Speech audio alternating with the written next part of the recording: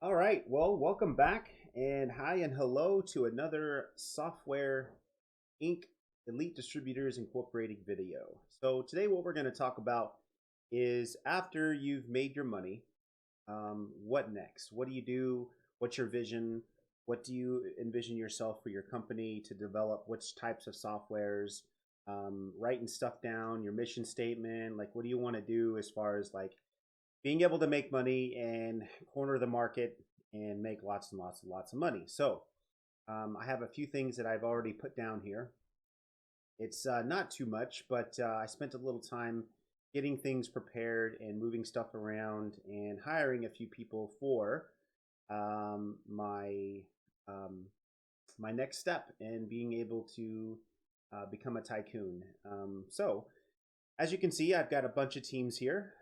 You don't have to do this, but this is kind of how I set things up for myself to make myself successful and being able to organize and basically facilitate and help out with my um, ever growing company. So, right here, as you can see, I've already got four. These are what I'm going to base my company off of is Office software. And I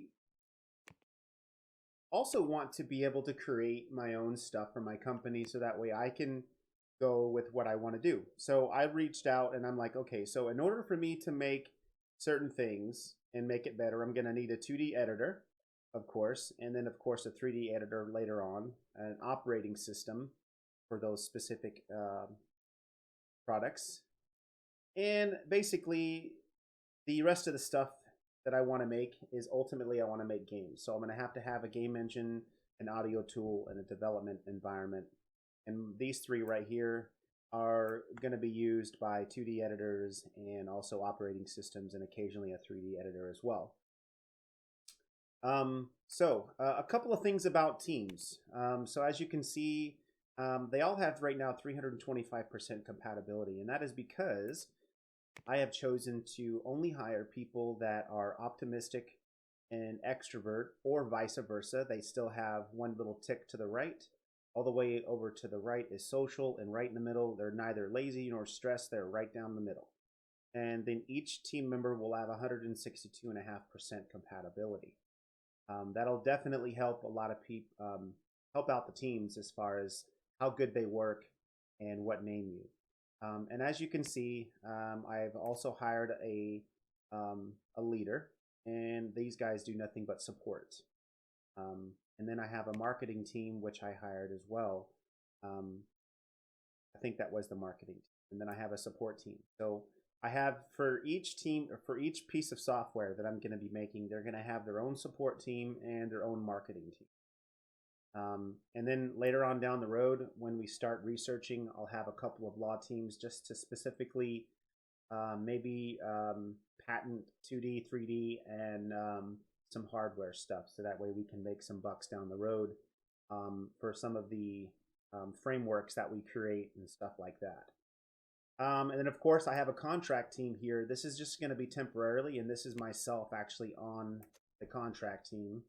And what we're going to be doing for that is continuing to build our business reputation so that way when we get further down the road, the higher our business reputation, the better applicant pool we'll be able to pull from to get higher level 3 stars for our teams. So that is that. And then, of course, the project details come down to just a couple of, I guess, you could say you know, a tit for tat or a personal preference. As you can see, most of these things that I'm designing here only require 3 designers, 4 programmers, and 3 artists. So I have actually made. If we go to HR management, so in here, I'm going to limit that. But at first, right now, my leaders are not going to be specifically geared towards holding meetings. This is just because of the fact that I don't want to hire high level salary leaders. At least they'll have full social. Actually, I think I was going to go for socialization, for some of these, but like for support, it's good to have a leader that has multitasking in it, and that basically improves their effectiveness with any task, and also the first one and improves effectiveness with the support and marketing tasks. And as they do leader stuff and hold stuff, they'll be able to level up. So it's very imperative that you pick a leader that you think that's going to help benefit the team, because definitely you don't want them initially having automation, because they're just a support team. They're not developing anything. You don't really need that. Okay, so that's basically it for that. And then the last but not least, also, when you're developing your software and figuring out what you want to create, always keep an eye on some of these things down here on the calendar. So let's say we wanted to create this spreadsheet, right? So we go to Office Software, go to Spreadsheet, and then if we go here, as you can see right now, there's nothing being completed on this Office software stuff. So if we go here to word processor, we do have one person creating here, which is KickHard. They're creating a word processor Office OpenWrite 4. So if you're developing, try not to do anything 3 months prior or 3 months after.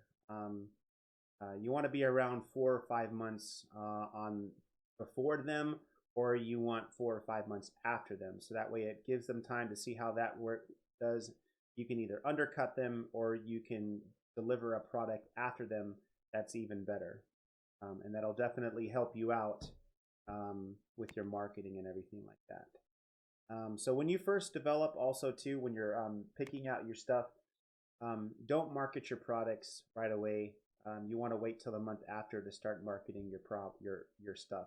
Like if you release it in December, don't try to set up marketing that same month. Get your marketing started the very next month. So that's basically it for this as far as what you want to do. It's going to be a little bit of micromanaging at first, but as you go on and you start getting your leaders' attributes up, you can go back into your teams and you can utilize the HR management. So like my support team, I do have a level 2, which is a person that allows for HR education. Now this education level here, they will send them for 3 months at a time. So if you only want them to have a skill that is to 1, then they'll wait until they have 1 point available. This is 2 points and that's 3 points. And they'll send 1 person at a time to get educated for 3 months. And that's basically getting that 3-star level instead of having somebody that's 1-star or 2-star working on products, which you don't really have to worry about because it's very marginal on the effect that it has for development and programming and stuff like that. Don't over budget, and basically just go from there. And that's basically all I have for this episode. It's basically just how you want to set up your teams, your vision, what software that you would like to create, how you're going to create it, and what buildings you're going to be putting down, so that way you can accommodate your team. I hope this video was helpful, and I'll see you soon.